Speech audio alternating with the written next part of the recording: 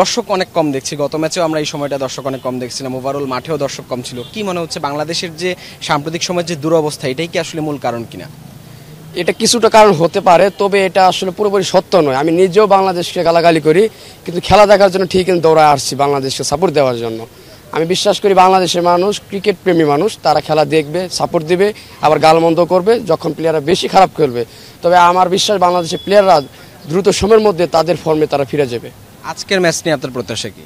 আজকের ম্যাচ নিয়ে প্রত্যাশা হচ্ছে বাংলাদেশ যদি আগে ব্যাট করতেছে, যেহেতু আমি মনে করি 220-30 হচ্ছে বাংলাদেশের একটা ভালো স্কোর। যদি আর নিচে করে ম্যাচটা জিতা খুব কঠিন হয়ে যাবে, কারণ আজকে আমার কাছে মনে হচ্ছে যেহেতু রোদের তাপমাত্রাটা একটু বেশি, উইকেটটা একটু রান হতে পারে। যদি ব্যাটসম্যানরা স্ট্রাইক রোটেট করে যদি উইকেটটা ধরে রাখে, তাহলে আমি মনে করি 220-30 হওয়া পসিবল। এবং হচ্ছে আজকে স্পিনার বেশি, অনেকে বলতেছে যে আজকে রান হবে না, বাট না, রান হবে। যদি উইকেট ধরে রাখে শেষ দিকে একটা ভালো রান হবে। আর ওয়েস্ট ইন্ডিজের ব্যাটাররা তো আসলে তারা খুবই ভালো ব্যাটসম্যান, তারা হয়তো প্রথম ম্যাচ ভালো করতে পারে না, তবে আমি বিশ্বাস করি তারা আজকে ভালোভাবে ফাইট করবে।